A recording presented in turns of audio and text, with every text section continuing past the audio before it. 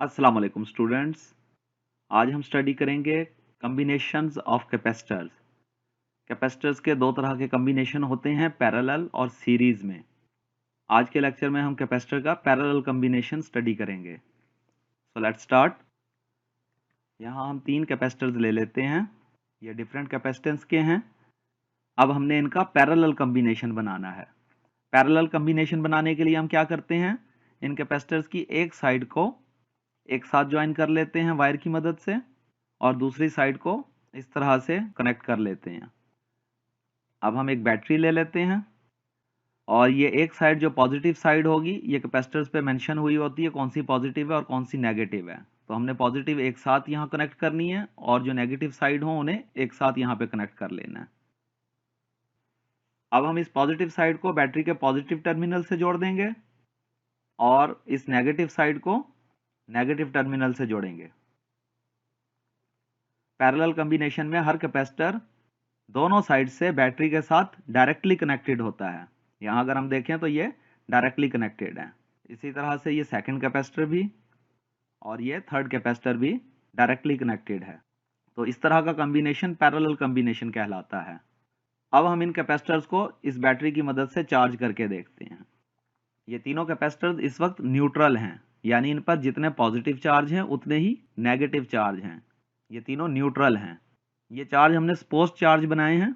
ये billions and trillions में भी हो सकते हैं, लेकिन यहाँ हमने कैपेसिटी शो करने के लिए कि ये ज़्यादा कैपेसिटी का है तो यहाँ ज़्यादा चार्ज शो किए हैं, ये उससे कम कैपेसिटी का है और ये सबसे कम कैपेसिटी का है तो यहाँ सबसे कम चार्ज शो किए हैं। अब जैसे ही मैं इस स्विच को क्लोज करूँगा तो ये सर्किट कंप्लीट हो जाएगा और इन कैपेसिटर्स में यहाँ से चार्ज फ्लो करना शुरू कर देगा। तो अब मैं इस स्विच को क्लोज करने लगा हूँ।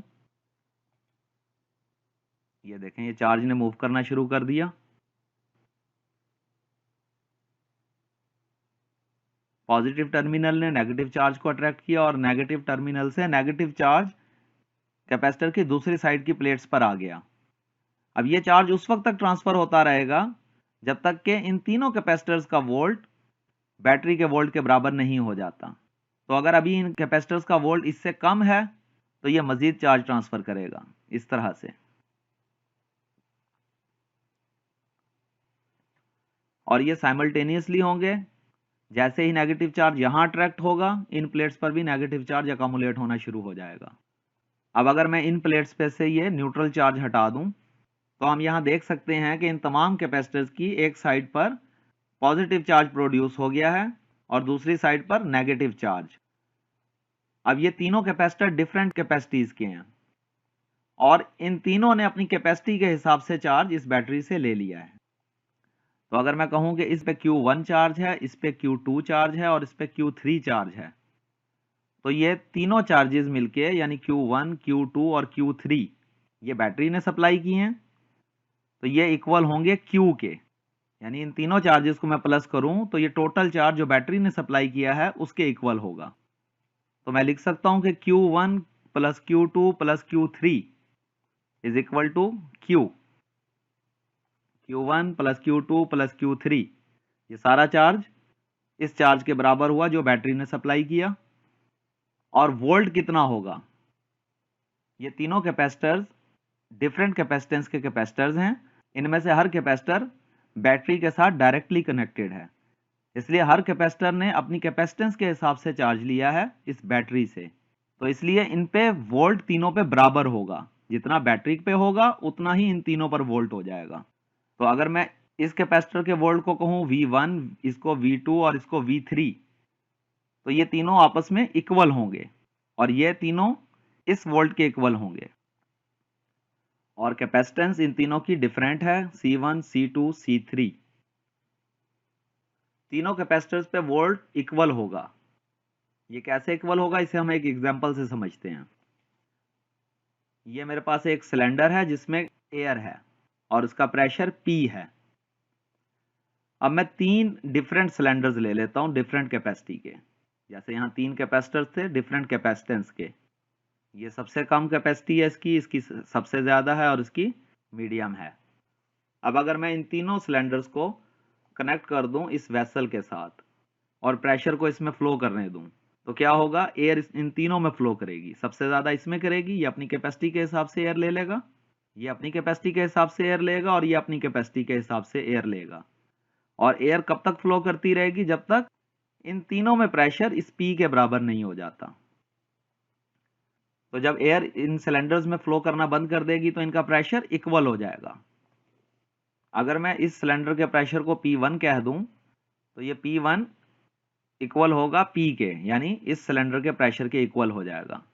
इसी तरह से P2 भी P के और P3 भी P के इक्वल होगा, यानी ये तमाम प्रेशर इन तीनों सिलेंडर्स के और इस सिलेंडर का प्रेशर बराबर हो जाएंगे। हालांकि इन तीनों की कैपेसिटी डिफरेंट थी, इनमें जो गैस ट्रांसफर हुई है उनकी क्वांटिटी तीनों सिलेंडर्स में डिफरेंट है। इसी तरह से यहां से जो चार्ज ट्रांसफर होगा वो तीनों कैपेसिटर्स में डिफरेंट क्वांटिटी में ट्रांसफर होगा, और ये तीनों कैपेसिटर्स अपनी कैपेसिटेंस के हिसाब से चार्ज अकोमुलेट कर लेंगे। तो इसकी वजह से इन तीनों कैपेसिटर्स पर जो वोल्ट प्रोड्यूस होगा वो होगा इस V के बराबर। तो हम लिख सकते हैं कि V1 is equal to V2 is equal to V3, और ये तीनों इक्वल हैं V के। तो अब तक के हमारे कंक्लूजन क्या हुए, इसे मैं यहां से हटा देता हूं कि पैरेलल कॉम्बिनेशन में ये याद रखना है कि V remain same across each capacitor, हर कैपेसिटर के अक्रॉस V सेम होगा।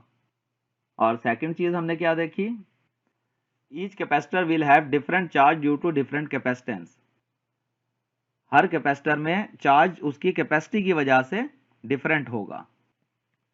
और थर्ड है total charge Q supplied by the battery is divided among the various capacitors, ये Q डिवाइड हुआ है वेरियस कैपेसिटर्स में। तो अब तक के हमारे ये तीन कंक्लूजन हुए। अब हम स्टडी करते हैं कि इक्विवेलेंट कैपेसिटेंस क्या है। यहां इस सर्किट में तीन कैपेसिटर्स लगे हुए हैं और ये तीनों डिफरेंट कैपेसिटेंस के हैं। अब अगर मैं चाहूं कि मैं इन तीनों कैपेसिटर्स को हटा दूं और इनकी जगह एक कैपेसिटर लगाऊं, तो वो कैपेसिटर कितनी कैपेसिटेंस का होना चाहिए कि जो रिजल्ट इतना ही दे जितना ये तीनों मिलकर रिजल्ट दे रहे हैं। तो इसके लिए हम अपनी इक्वेशन लिख लेते हैं, Q is equal to CV। अब मैं इस इक्वेशन को यहां रीराइट कर लेता हूं कि Q is equal to Q1 plus Q2 plus Q3। अब अगर Q is equal to CV है तो Q1 किसके इक्वल होगा, Q1 इक्वल होगा C1 V1, और V1 किसके इक्वल है, V1 V के इक्वल है।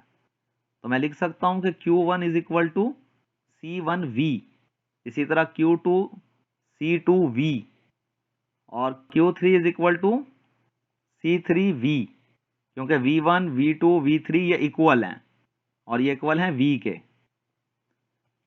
तो ये इक्वेशन इस तरह से हो जाएगी, Q1 is equal to C1V, Q2 C2V के इक्वल हुआ और Q3 C3V के इक्वल हुआ। अब मैं यहां इस इक्वेशन में V कॉमन ले लेता हूं,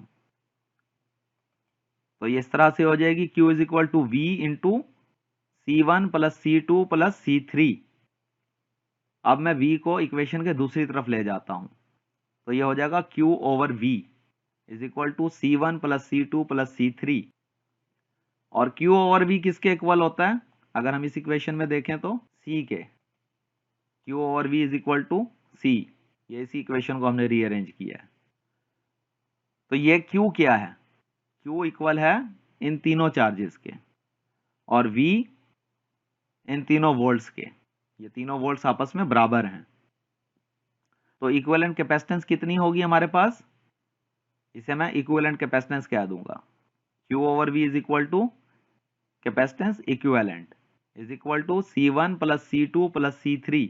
यानी अगर मैं इन तीनों कैपेसिटर्स की कैपेसिटेंस प्लस कर लूं तो जो रिजल्ट हमारे पास आएगा उतनी कैपेसिटेंस का एक कैपेसिटर यहां इस सर्किट में लगा दिया जाएगा, तो वो सेम रिजल्ट देगा जो ये तीन कैपेसिटर्स मिलकर दे रहे हैं। तो सिंगल कैपेसिटर की कैपेसिटेंस कहलाएगी कैपेसिटेंस इक्विवेलेंट। तो यहां हमने ये तीन कैपेसिटर यूज किए हैं। इस सर्किट में अगर ज्यादा भी होंगे, 4, 5, 6 या 10 जितने भी होंगे, उन सब की कैपेसिटेंस इसी तरह से प्लस हो जाएगी।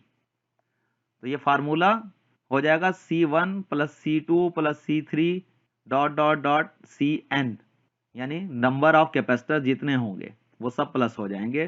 तो इक्विवेलेंट कैपेसिटेंस का हमारे पास कैपेसिटर आ जाएगा, ये इस तरह से। यानी सर्किट में मौजूद तमाम कैपेसिटर्स की कैपेसिटेंस को हम प्लस कर लेंगे। और लास्ट कंक्लूजन क्या हुआ? The equivalent capacitance of parallel combination of capacitors is greater than any of individual capacitance. तो ये इक्विवेलेंट कैपेसिटेंस इन तमाम की कैपेसिटेंस प्लस करके हमारे पास आती है, तो किसी भी इंडिविजुअल की कैपेसिटेंस से ये ज्यादा होगी, क्योंकि कॉम्बिनेशन में कम से कम 2 कैपेसिटर्स तो आएंगे, तो दोनों में से किसी भी एक की कैपेसिटेंस से ज्यादा होगी इक्विवेलेंट कैपेसिटेंस इस पैरेलल कॉम्बिनेशन में। अगर आपने ये चैनल सब्सक्राइब नहीं किया तो इसे सब्सक्राइब कर लें और बेल आइकॉन को जरूर प्रेस करें ताकि आपको आने वाले लेक्चर्स मिलते रहें।